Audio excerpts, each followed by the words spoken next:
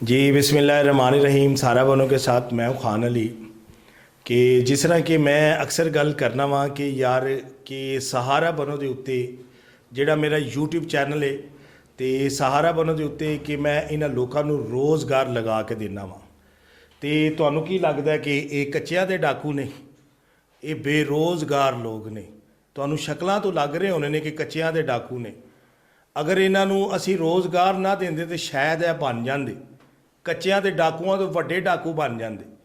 वो काहदे आसी कि जो मुल्की हालात ने, छोटे छोटे इन्हां दे बच्चे ने कित्थों करन, चोरियां चिकारियां हो रही ने तो की निज़ाम चल रहा है। बड़े बुरे हालात, घर दे विच एक टाइम नूं खाण नूं है, दूसरे टाइम नूं खाण नूं कोनी। तो मेरा हमेशा मिशन है कि मैं इंज दे लोकां नूं रोज़गार करवा के देना वा। वो इस वजह तो कि यार अपने बच्चियां दा करके थोड़ा थोड़ा भी करके अपने बच्चों से कुछ लैके आन।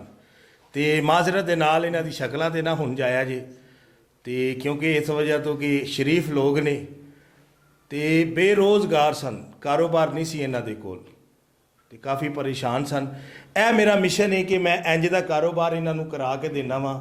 5 साल तो पे बोलना, तो कई लोगों को शायद समझ ही नहीं आती मेरे इस काम दी।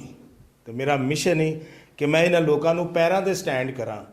ये जाके किधरे चौधरियां दे या किसी वडेरियां दे जाके पैरों च बहन, ये गलत गल है।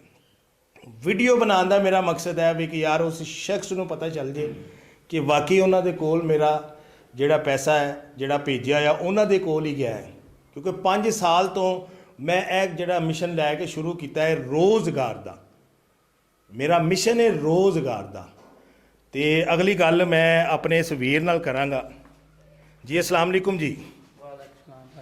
की नाम है अपना? आबद हुसैन साहब, तुहाडा जिस तरह के रोज़गार चुक्या गया सी, तुसी किड्डे परेशान सो? बड़े परेशान हाँ भाई। क्यों परेशान सो? परेशान हाँ, निक्के निक्के बच्चे हैं तो कारोबार को नहीं मिलता अगों। जी जी घर आ जाते हैं, अड्डे ते जाने घर आ जाते, बड़े परेशान हाँ। ठीक है, हुण शुक्र है इन्हां दा करने आ पे, इन्हां ने कारोबार सानूं लवा के दित्ता। किन्ना ने? कच्चियां दे डाकूआं ने? किन्ना ने? किहड़े अगे वेखण दे ने? जी जी, जिन जेड़े वेखण दे ने। अज तुसी खुश नहीं? खुश हाँ, नहीं ना? बड़ा खुश हाँ। मैनूं तो लगदा कि तू खुश नहीं। बड़ा खुश हाँ, मैनूं कारोबार लवा के दिता भाईजान ने। शुक्रिया अदा कर रहे हैं भाईजान का, सारे किन्ने वेखण दे। जी जी, उन्हां दे देखो अल्लाह दा जिंदगी दे उन्हां नूं। आमीन जी आमीन। हाँ जी। ये मेरी गल सुनो, जिन्ना को केला तुसां वड्ढ के तुसां आप खा लिया ना, जिन्ने खादा जे ना? खादा क्यों नहीं खादा? बड़ा जिहा तुसीं केला ਅਸੀਂ बड़े खुश होए हैं, सानू कारोबार ला के दिता है, खुश हो गए, ਅਸੀਂ खादा। खुश हो के खादा? हाँ जी, खुश हो। ये सारा खाना नहीं, बेचना भी है, बच्चों वास्ते कमा के उन्होंने खुआना भी है। खाना भी है।